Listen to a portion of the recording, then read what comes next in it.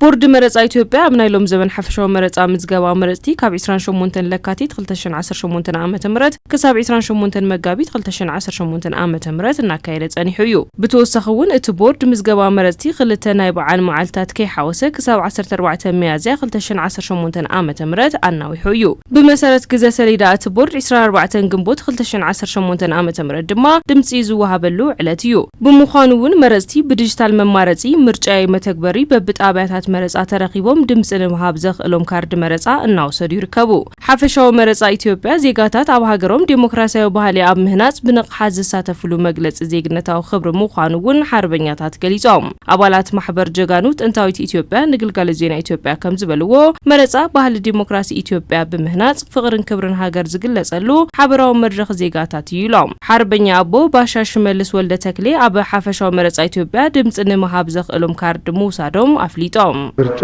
መብታችን ያንዳንዱ መብት ነው መረጻ መሰልና እዩ ሕድሕድ ሰብ መሰሉ እዩ ቀሪቡ ኸይዱ ተመዝጊቡ ናይ ምምራጽ መራሒኡ ናይ ምምራጽ ልዑል ሓላፍነት እዩ ዘለና እዚ ሕድሕድና ሓላፍነት ስለዘለና ክንመርጽ ይግባእ እንደልዮ ምምራጽ ጉቡእና እዩ ሃገር ዝመርሐልና እንደልዮ ሰብ ንምምራጽ ክንምዝገበለና ኢለየም ዝሓስብ ምን ፈልገው ሰው ለመምረጥ መመዝገብ አለበት ያስባል ካልእ ሓርበኛ ኣቦ ኮሎኔል አያሌው በላይ መረጻ መግለጽ ዜግነታዊ ክብርን መግለጽ ሕገ መንግስታዊ መሰል ምምራጽን ተመራጽ ምዃንን እዩ ክብሉ ገሊጾም በዚ ድማ ድምጽ ንምሃብ ዕድሞ ዝፈቅደሉ ኩሉ ዜጋ ካርድ መረጻ ብምውሳድ ይኾነን እዩ ዝብሎ ክመርጽ ከም ዘለዎ የረዱ ምርጫ እኮ መብት ነው መረጻ ኮ መሰልዩ እቲ ህዝብ እናወጸም ኣብዚ ሕዝዋን መረጻና ተመዝገበ ንባዕሉ ዘመሓድሮ ሰብ ክመርጽ ዲሞክራሲያዊ መሰል ስለዝኾነ ግድን ክመርጽ ኣለዎ ንዓይ መራሒ ክኾነን እዩ የዋጽን እዩ ዝብሎ መራሒ ንምምራጽ ዝኾነ ይኹን ሰብ ክምዝገብ ኣለዎ ክመርጽ ኣለዎ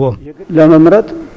መመዝገብ አለበት ማንም ሰው ሓርበኛ ኣደ አልማዝ አንበርብር በወገነን መረጻ ዕቤትን ልምዓትን ሃገር ንምቕጻል ዜጋታት ኣብ ኣደባባይ ዝሳተፍሉ ሓበራዊ መድረኽ ይክብላ ገሊጸን ኩሉ ዜጋ ድማ ድምጽ ንምሃብ ዘኽእሎ ካርዲ ብምውሳድ ንሃገር ዘለዎ ክብሪ ኣብ መረጻ ብምስታፍ ከርአለዎ ይብላ ህዝቡ ምርጫውን ወጣቱን ይውሰድ ህዝቢ ይምራጽ እቲ መንእሰይ እውን ይምራጽ መሰሉ እዩ ካርዲ መረጻ ወሲዱ ዝደለዮ መንግስቲ ክኾነን እዩ ዝበሎ ይምራጽ ግን ካርዲ ይውሰድ ንሃገርና እውን بسلام بفقري مريضنا ناب لمعات وصينا هاجرنا كنمعبل يزلنا نحنا ندليو سلام فقرنيو نعم نفلقو سلامنا فقرنا